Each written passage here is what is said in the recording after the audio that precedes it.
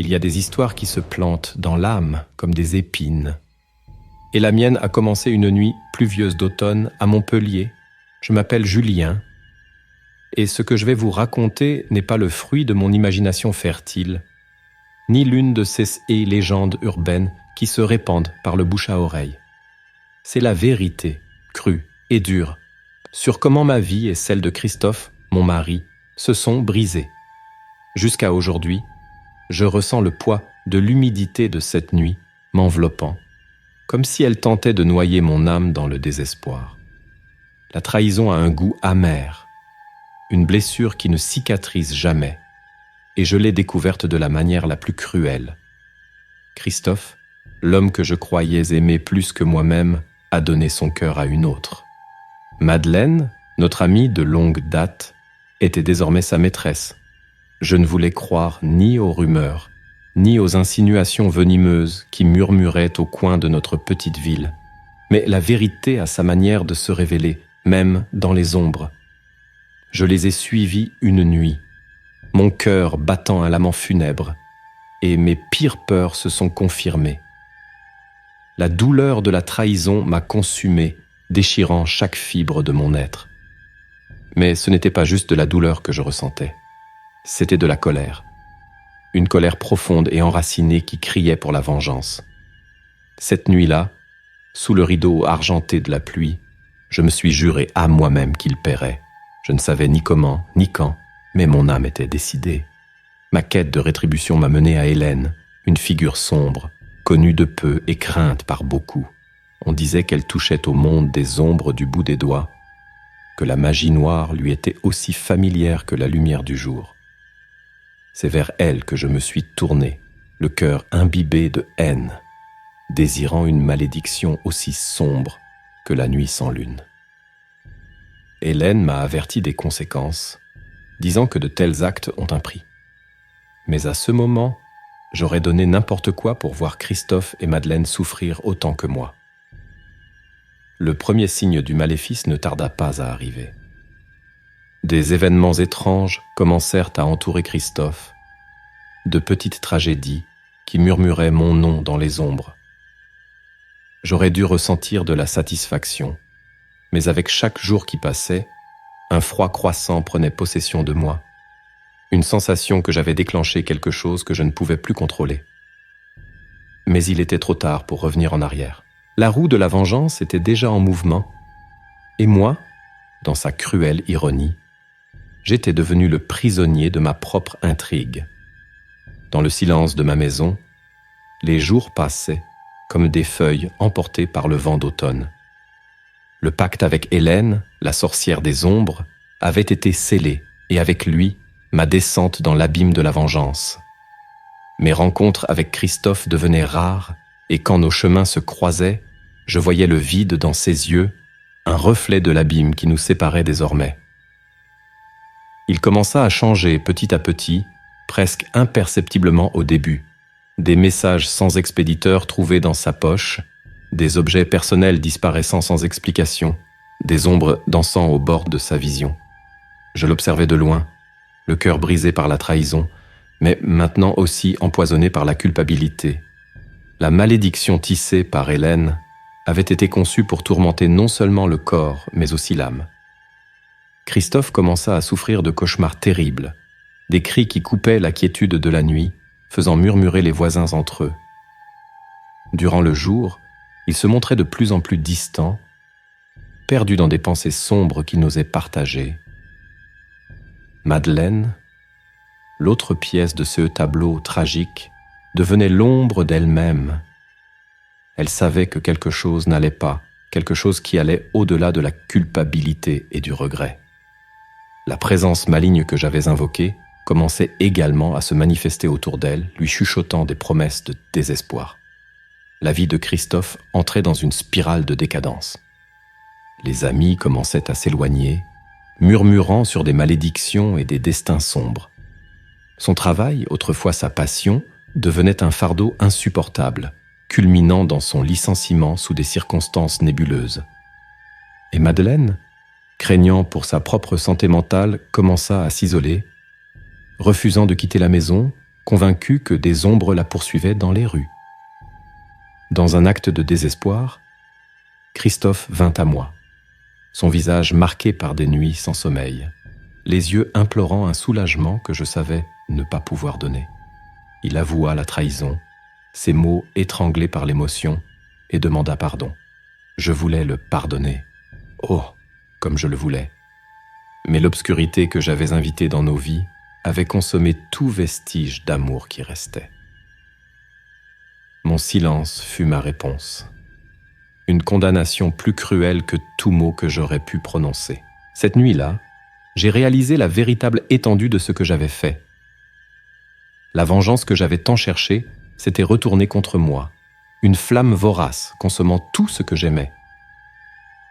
J'avais déclenché une force que je ne comprenais pas, une malédiction qui, une fois conjurée, ne connaissait ni limite ni miséricorde. Christophe et Madeleine n'étaient que le début, et moi, j'étais devenu l'architecte de notre infortune. Dans les jours sombres qui ont suivi, la malédiction que j'avais déclenchée sur Christophe et Madeleine a commencé à révéler sa véritable nature, cruelle et impitoyable. Le mal qui s'infiltrait dans leur vie était tangible, comme un brouillard dense qui étouffe et aveugle. Christophe, maintenant un homme défait, luttait contre des démons à la fois réels et imaginaires. Les cauchemars qui le hantaient la nuit commençaient à envahir ses heures éveillées, transformant chaque jour en un labyrinthe de terreur et de désespoir.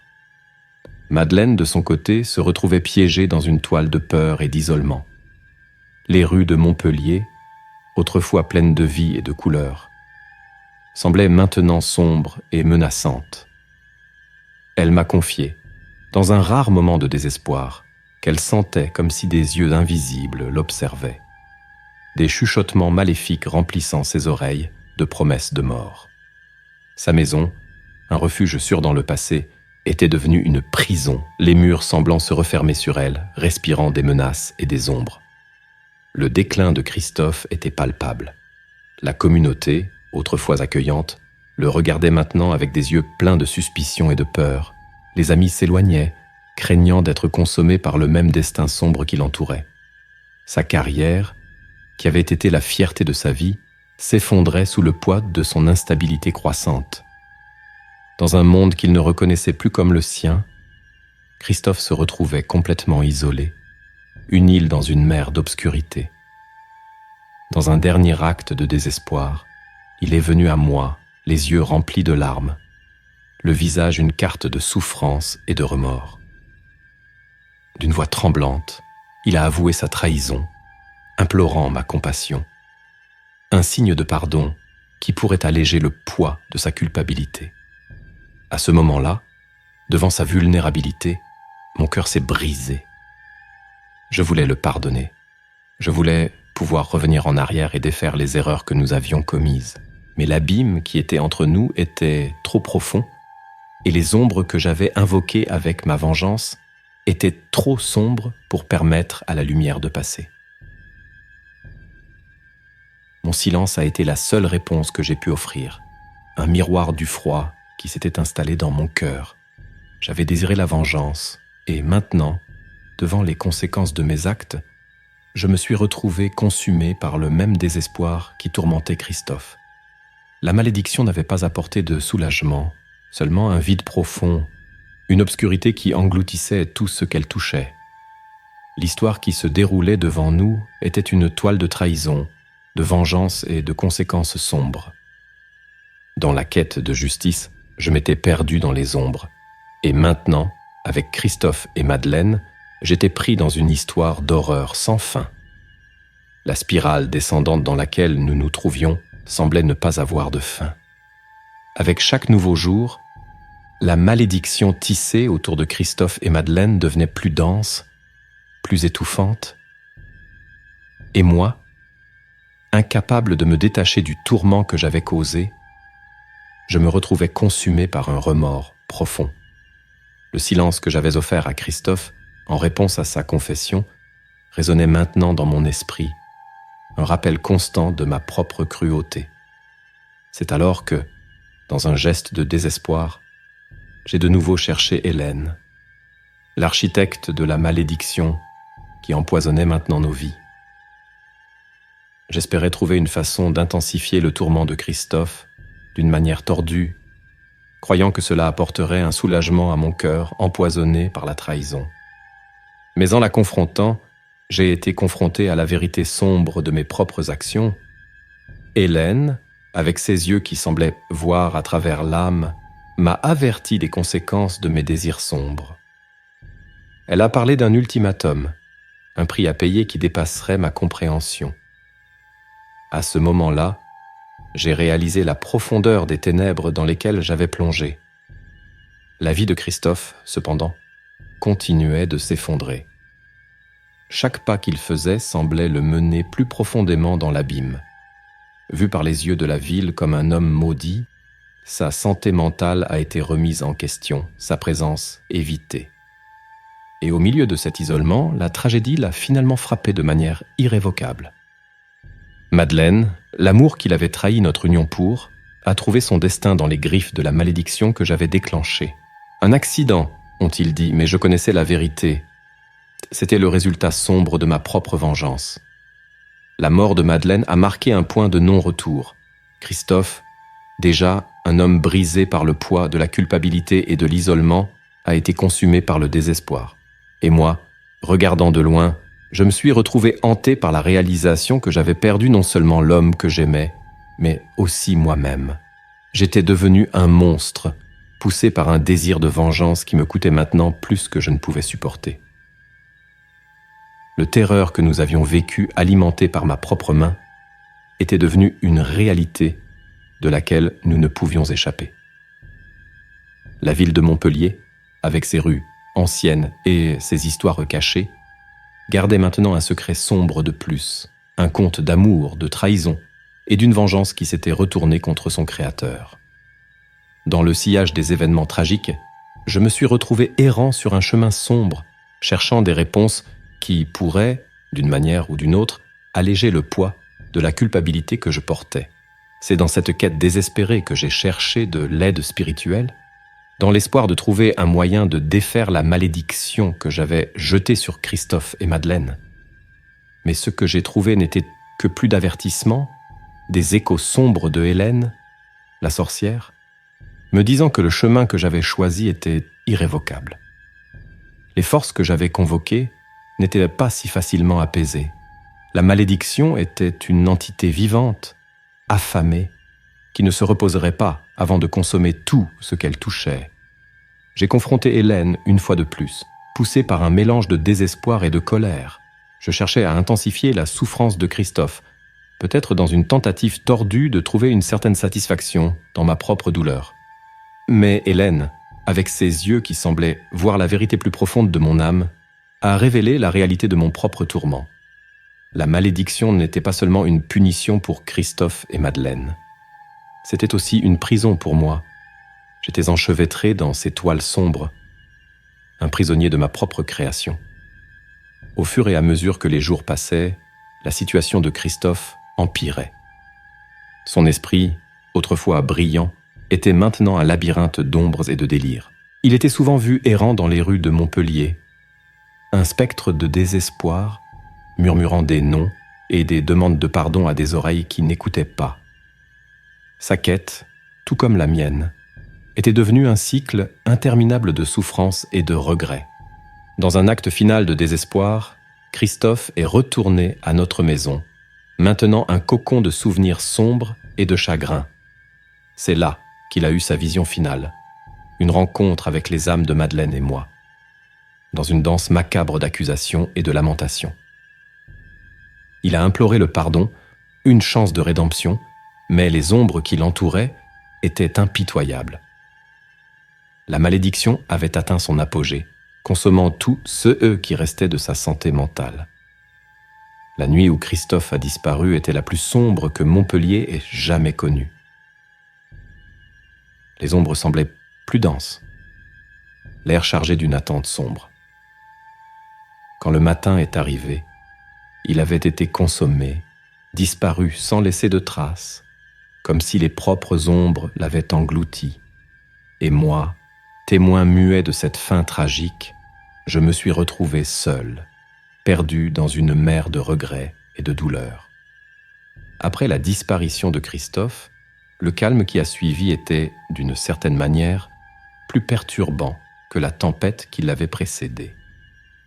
La maison où nous avions partagé tant de moments ensemble semblait maintenant un monument à notre échec, aux erreurs que nous avions commises et au prix que nous avions payé pour elles. Je passais mes jours à errer dans ces couloirs silencieux, chaque coin un rappel cruel des choix que nous avions faits. La vision que Christophe avait eue avant sa disparition finale, cette dernière nuit, résonnait dans mon esprit.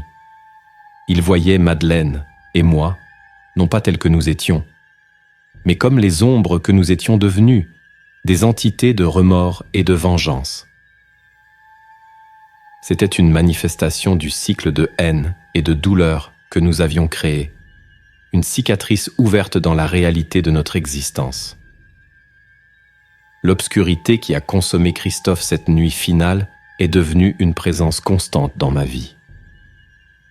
Je sentais comme si la maison était vivante, respirant avec la malveillance d'une entité qui avait dépassé les limites de notre compréhension.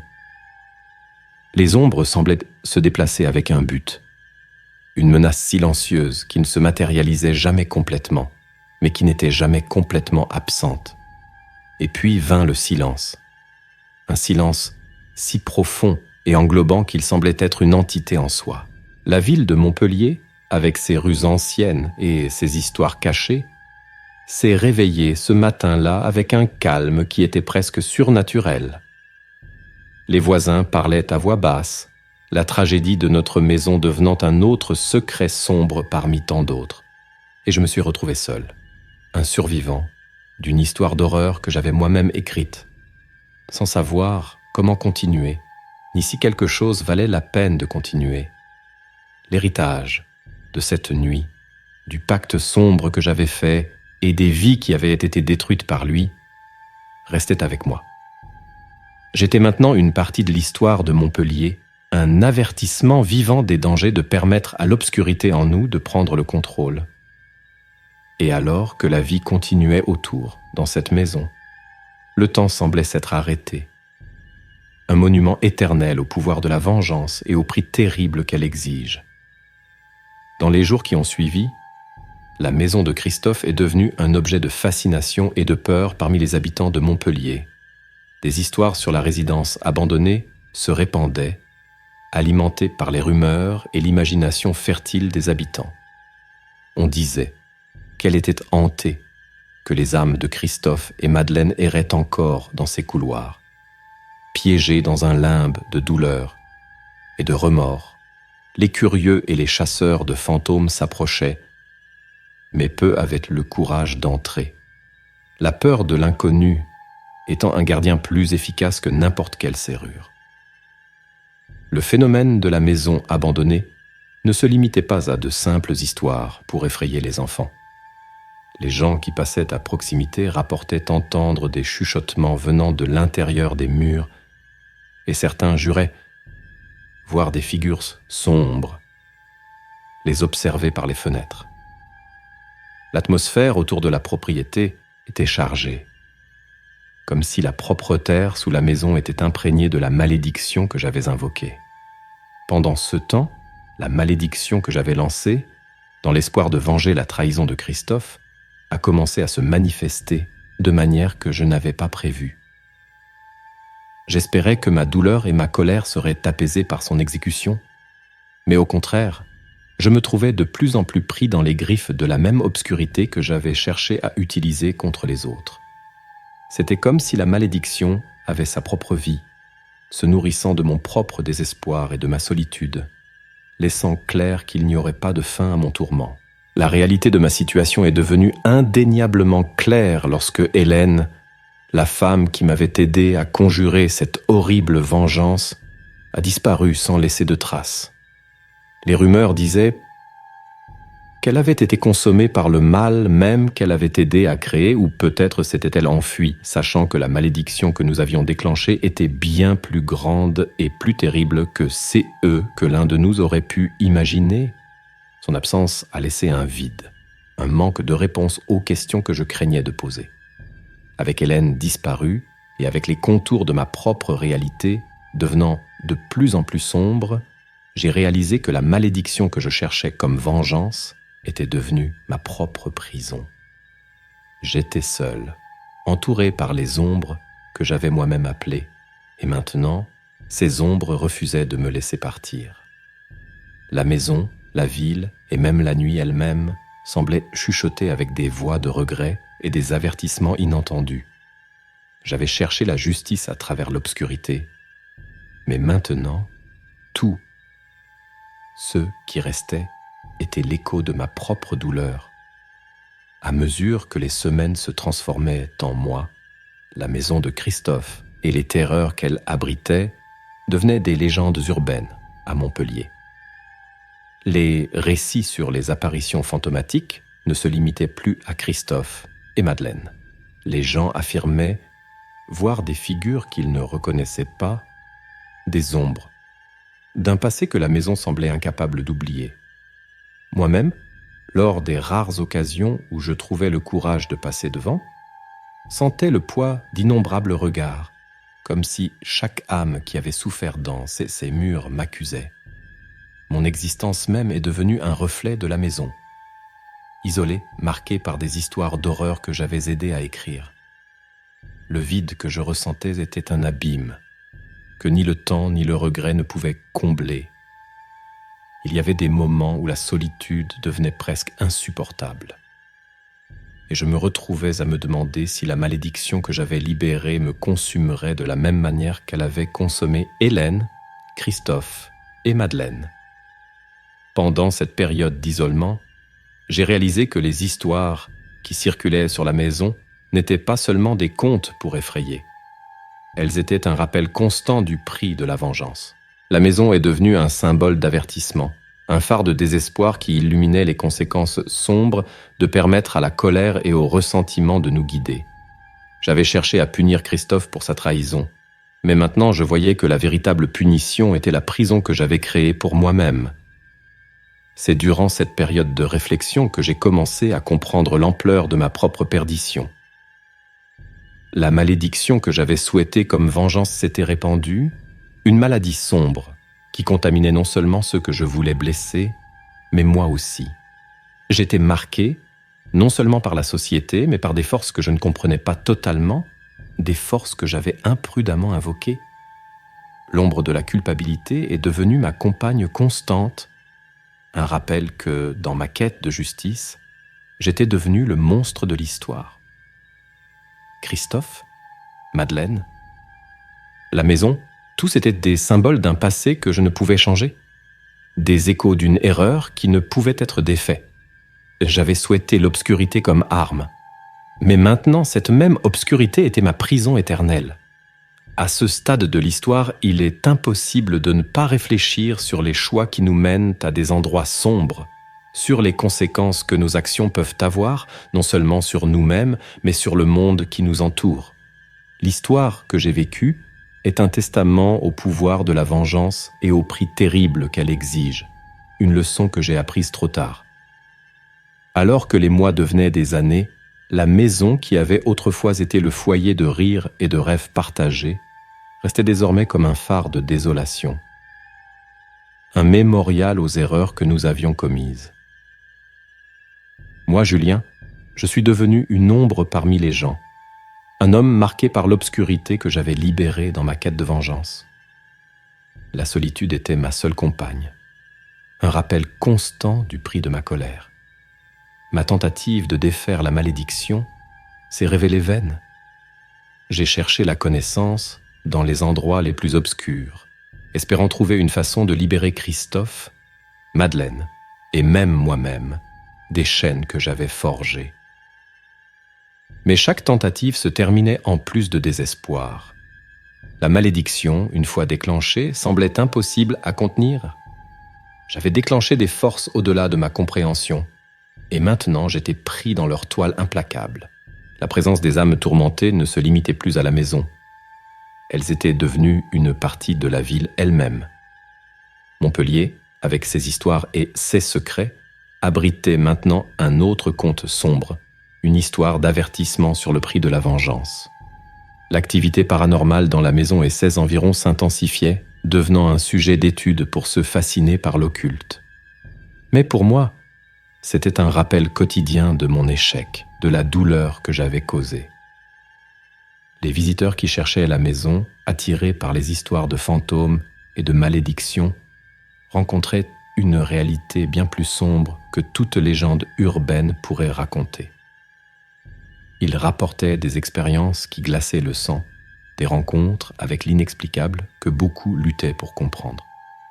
La maison était devenue un portail, un passage vers un monde d'ombre et de désespoir, un miroir de l'obscurité que j'avais libéré avec mon désir de vengeance. Au milieu de cette spirale de terreur, j'ai réalisé que c'était devenu ma mission d'avertir les autres des dangers de la magie noire et de la vengeance. J'ai commencé à documenter mon histoire, dans l'espoir que mon récit puisse servir d'avertissement à ceux qui, poussés par le même désir sombre de rétribution, pourraient être au bord de commettre les mêmes erreurs. Mais même cette tentative de rédemption semblait creuse, une faible tentative de donner un sens au chaos que j'avais déclenché. Et ainsi, l'histoire de notre maison, de notre vie, est devenue une légende à Montpellier, un conte d'avertissement sur le pouvoir de l'obscurité et le prix de la vengeance. Et moi, l'architecte de cette tragédie, je me suis retrouvé condamné à vivre avec les conséquences de mes actes, pris dans un cycle de regrets et d'isolement. Cette traversée de l'obscurité a révélé des vérités que je n'aurais jamais souhaité connaître, montrant que parfois, les monstres les plus terrifiants sont ceux que nous créons dans nos propres cœurs. Au fur et à mesure que l'histoire de notre maison se mêlait de plus en plus à la trame des légendes urbaines de Montpellier, il est devenu clair que nous avions laissé une marque indélébile sur la ville. Des experts en phénomènes paranormaux ont commencé à visiter, attirés par les récits d'activités surnaturelles qui entouraient désormais la propriété. Ils spéculaient que la maison était devenue un portail, une fissure déchirée dans le voile entre le monde des vivants et celui des morts.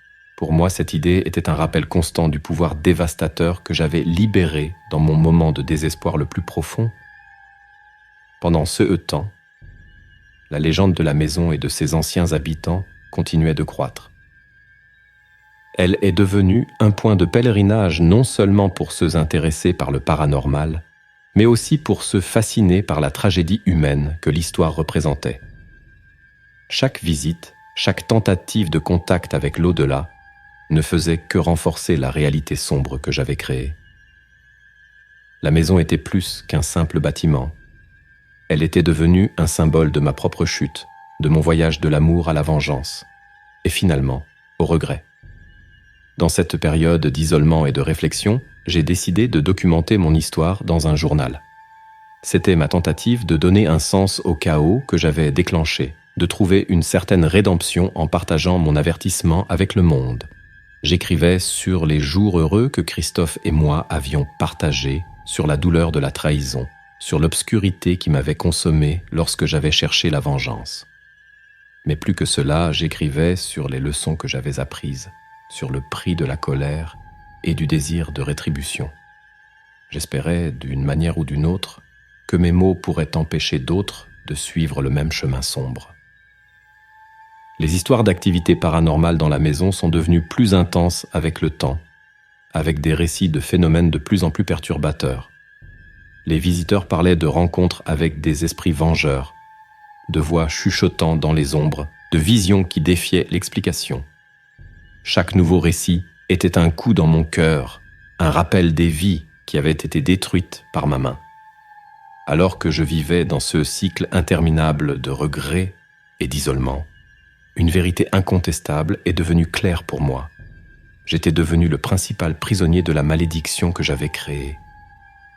Ma quête de vengeance m'avait coûté tout, mon amour, ma paix et presque mon âme.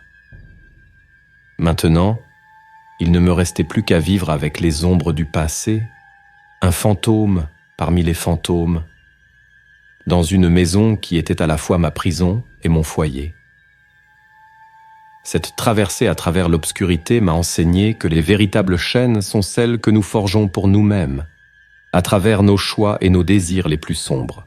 Et la liberté, si elle existe encore pour moi, se trouve non pas dans la vengeance, mais dans le pardon, un pardon que je ne serai peut-être jamais capable de m'accorder à moi-même. Dans la quiétude de cette maison, marquée par des histoires de douleur et de perdition, j'ai pris ma décision finale. Moi, Julien, déterminé à affronter les ombres que j'avais convoquées, j'ai choisi de passer mes derniers jours dans le seul endroit qui me considérait encore comme le sien. C'était un geste d'acceptation peut-être, ou une dernière tentative de trouver quelques vestiges de paix au milieu du chaos que j'avais créé.